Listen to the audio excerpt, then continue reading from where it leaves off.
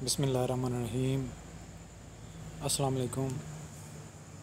आज का दिन उन लोगों के लिए बड़ा खुशखबरी का दिन है जिनका नाम लिस्ट में आ चुका है।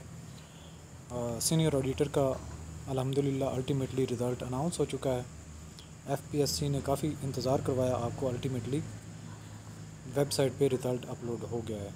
और इसमें मज़ीद हम डिटेल में जाने से पहले अगर आप लोगों को इसका नोटिफिकेशन एफपीएससी की वेबसाइट, चूँकि अब थोड़ा सा उस पर लोड हो जाएगा, अगर आपको नहीं मिलता और बायोडाटा फार्म जिनका नाम लिस्ट में आ चुका है और उनको अभी तक बायोडाटा फार्म नहीं मिला तो उनको परेशान होने की ज़रूरत नहीं है। वो बायोडाटा फार्म और ये रिज़ल्ट जो है डिस्क्रिप्शन में मैं ग्रुप का लिंक दे दूंगा और सीनियर ऑडिटर की जो प्रिपरेशन होगी अल्टीमेटली वहाँ से ही आपको गाइडलाइन भी मिलेगी। जो आने वाली हमने इंटरव्यू की तैयारी करनी है तो उस ग्रुप में ही आप ज्वाइन कर लें, ये नोटिफिकेशन भी आपको मिल जाएगा। और दूसरे नंबर पे आपको जितनी मज़ीद जो गाइडलाइन होगी वो भी मिलती रहेगी। तो देखते हैं कि क्या कुछ डिटेल है और आप लोगों को अल्टीमेटली कितने दिनों के अंदर ये डॉक्यूमेंट सबमिट करने होंगे। जिन्होंने अभी तक नहीं किए, जिन्होंने कर दिए हैं, वेल एंड गुड, उनको अब तैयारी स्टार्ट कर लेनी है और अब हम अपने इंटरव्यू की तैयारी भी स्टार्ट कर देंगे। तो recruitment to the post of, सबसे पहले टॉप पे केस नंबर लिखा हुआ है और आज की डेट है यानी कि 13 अगस्त 2020।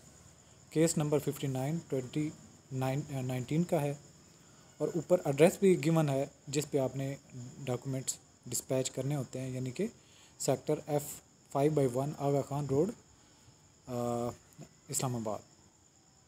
तो इसमें सेक्रेटरी को भी एड्रेस करना होता है और रोल नंबर और केस नंबर भी मेंशन करना होता है आपने। तो हेडिंग है इसकी recruitment to the post of senior auditor BPS 16 Pakistan military accounts department PMAD ministry of defence. With reference to your application the following candidates whose name and roll number have been given below are advised to furnish attested copies with name stamp attestation officer कम से कम 17 grade का होना चाहिए जो आपके documents को attest करेगा, क्योंकि 16 grade का जो डॉक्यूमेंट अटेस्ट करेगा वो एक ग्रेड सीनियर होगा। अब requisite documents as mentioned in column number 4 पे हम आते हैं कि क्या क्या भेजना होता है।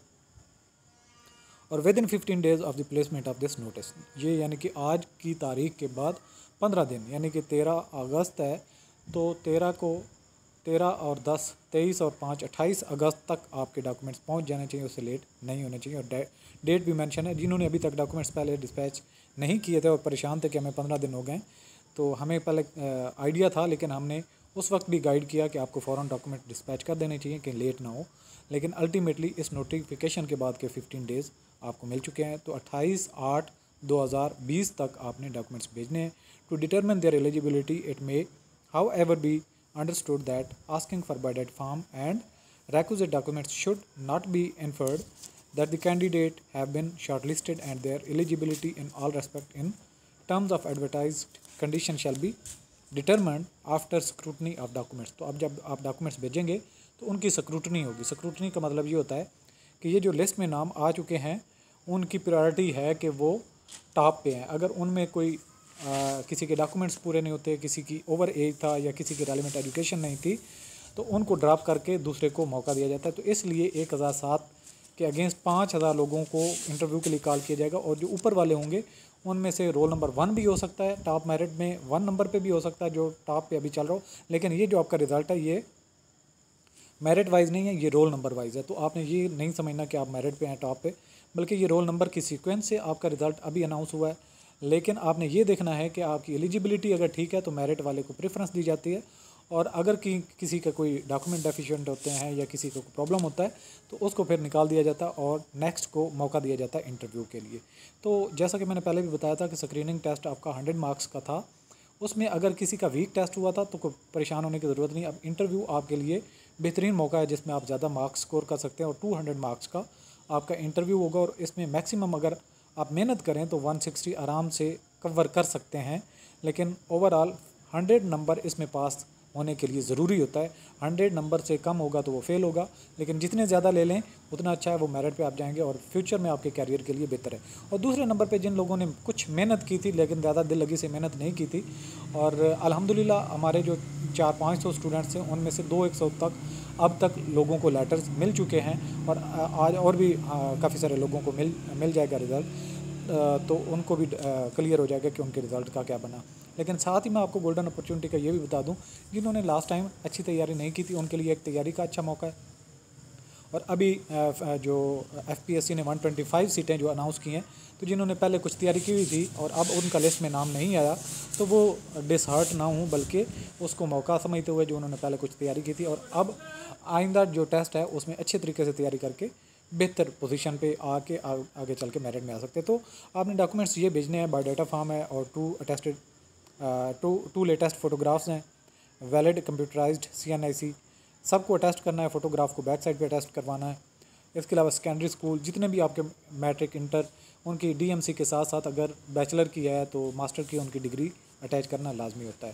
तो इसके अलावा जो required qualification grade C bachelor degree चाहिए थी, जिसमें बिज़नेस एडमिनिस्ट्रेशन, फाइनेंस और अकाउंट्स के थे। इसके अलावा जो आपके थे कॉमर्स के इकोनॉमिक्स, स्टैटिस्टिक्स, मैथमेटिक्स और इक्विवेलेंट किसी ने इस सब्जेक्ट के साथ अगर किया था, बैचलर में उनका ये सब्जेक्ट उन्होंने पढ़ा हुआ है, तो वो भी एलिजिबल है। इसके अलावा ICM में जिन्होंने किया आफ्टर ग्रेजुएशन, तो वो भी अपना डॉक्यूमेंट्स वगैरह ऑपरेशनल लेवल का रिक्वायर्ड था, वो अपने डॉक्यूमेंट भेजें। इसके अलावा transcript DMCs showing grade, class, duration and date of declaration of result वगैरह भी अटैच करनी। वन एवर इक्विवेलेंट आप जब किसी ने इधर से एजुकेशन हासिल नहीं की, कहीं बाहर से एजुकेशन की, तो उसको इक्विवेलेंट डॉक्यूमेंट चाहिए। इसके अलावा सेल्फ डोमिसाइल आपको अटैच करना लाजमी है, और जो गवर्नमेंट सर्वेंट्स हैं उनको DPC departmental permission certificate attach करना लाजमी है। तो ये सारे आपके तकरीबन 1000, ये अभी आपको मैं बता देता हूँ कि कितने लोगों को पास किया गया है।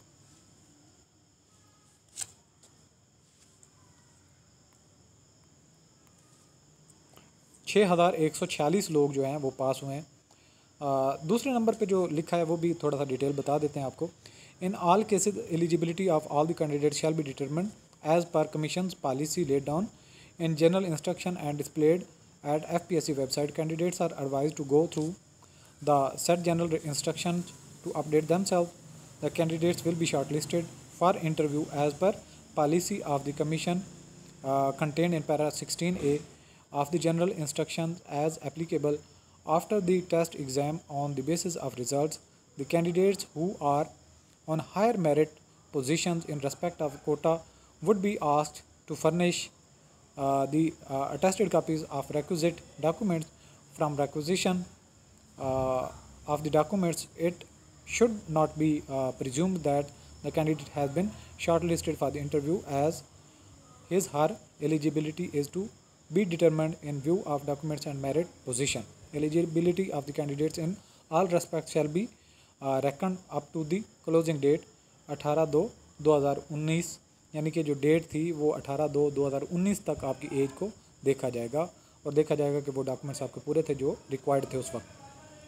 You are cautioned that requisitioning of the documents for determination of your eligibility shall not vest any right in you for the post until you are shortlisted on the basis of advertised merit and relevant provincial regional quota as per policy of the commission. In case you fail to submit these documents within stipulated period, your candidature for the caption post shall stand rejected and no eligibility or excuse shall be entertained subsequently. तो documents आपने फ़ौरन से भेजने हैं, कोई और किसी चक्कर में आपने नहीं पढ़ना।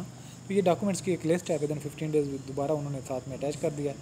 तो ये था आपका रिज़ल्ट। अब आप लाजमी तौर पे जो डिस्क्रिप्शन में दिया गया है link WhatsApp group, Facebook group का, उसको ज्वाइन कर लें, ताकि आपको रिज़ल्ट के साथ साथ दूसरे भी जो नोटिफिकेशन हैं, अपडेट्स हैं, वो आपको मिलती रहें। और इंटरव्यू के लिए अब हमारा जो है पेस थोड़ा तेज़ हो जाएगा, क्योंकि हम इसी रिज़ल्ट का ही वेट कर रहे थे, और क्लासेस पहले हम थोड़ा सा स्लो थे, ताकि सारे के सारे जो स्टूडेंट्स हमारे पास होते हैं जिन्होंने क्लास ज्वाइन करनी होगी इंटरव्यू के लिए, वो ज्वाइन कर सकें। Thanks for watching. अल्लाह हाफिज़।